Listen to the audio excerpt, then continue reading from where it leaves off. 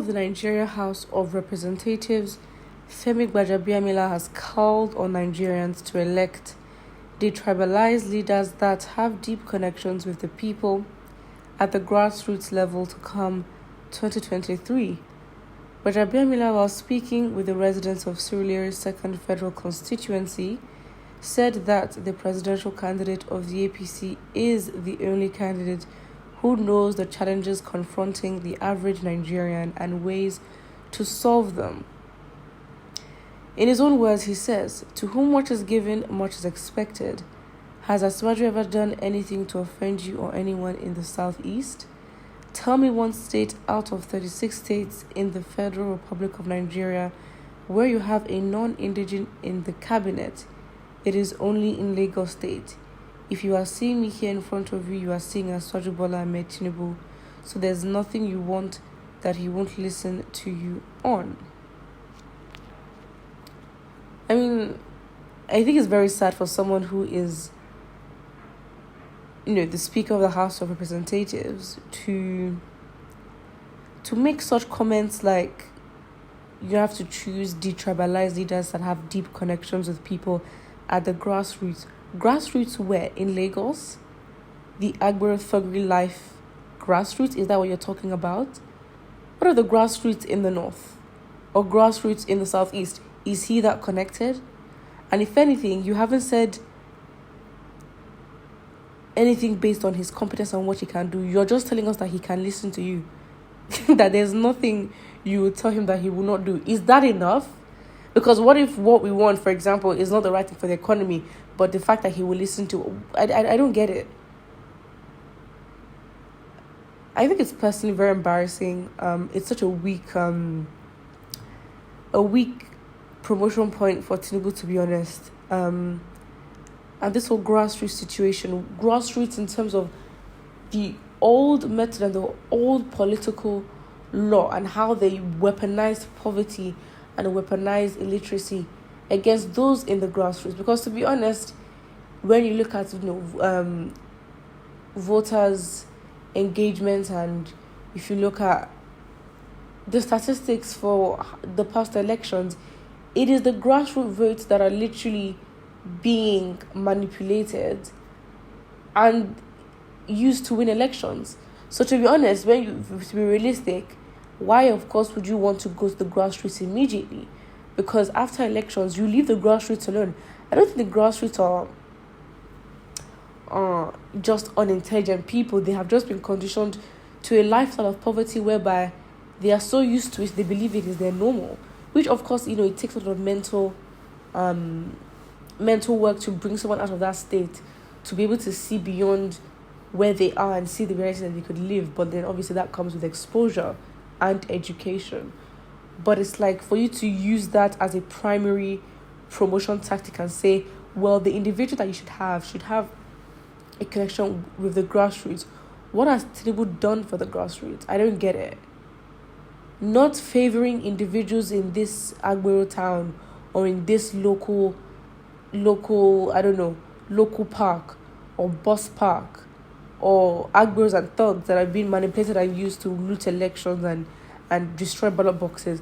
That's not what we're talking about. Because if he's really connected with the grassroots, people should not be sleeping under the bridge. I mean, this is an individual that claims to have developed Lagos, right?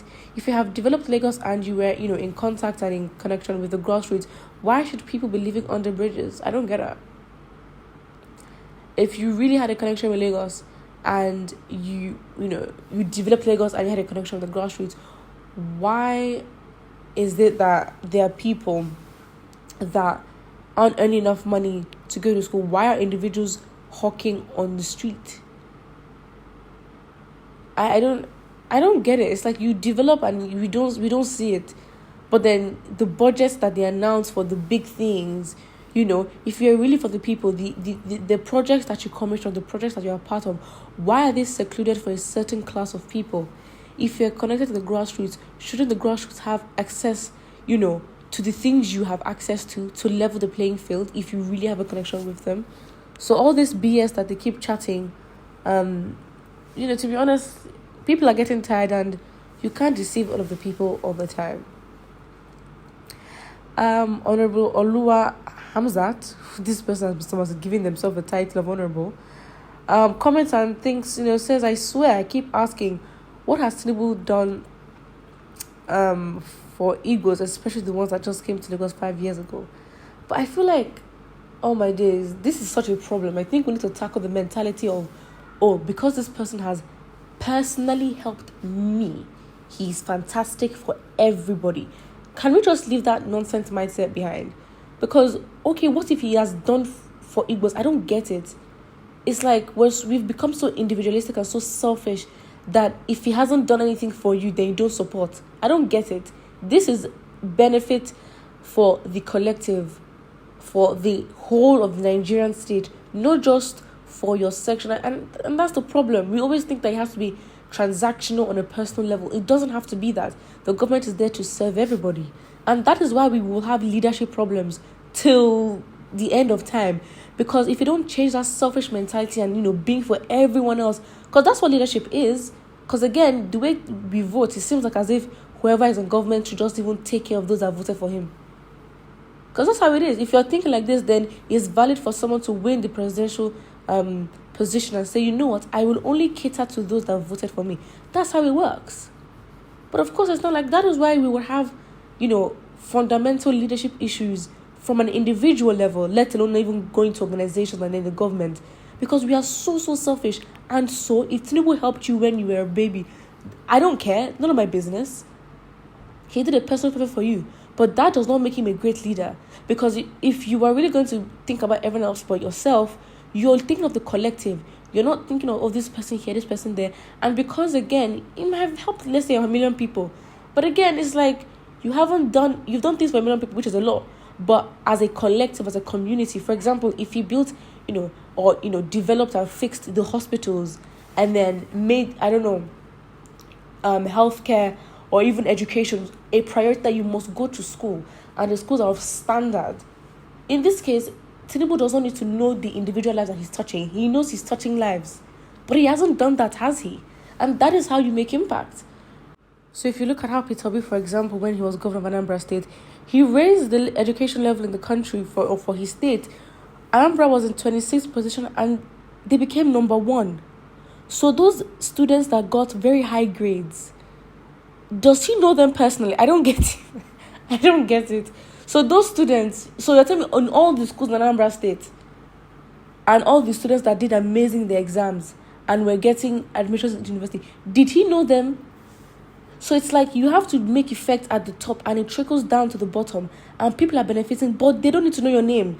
And I feel like, to be honest, socialists tend to understand it so much. It's like you look at leadership and you look at the impact you make. It's like, and you connect it with our culture of, of boasting and always wanting to be there and always wanting public recognition. I mean, look at this person. Tinubu is saying it is my turn. And that is all you need to know about this individual. I don't think there's anything else. If there's any red flag you should see about an individual, is an entitled person. How is this person going to lead you? This person from the beginning said it is my turn. And you think this person has time to negotiate and prove themselves? But what if you don't forget to like and subscribe?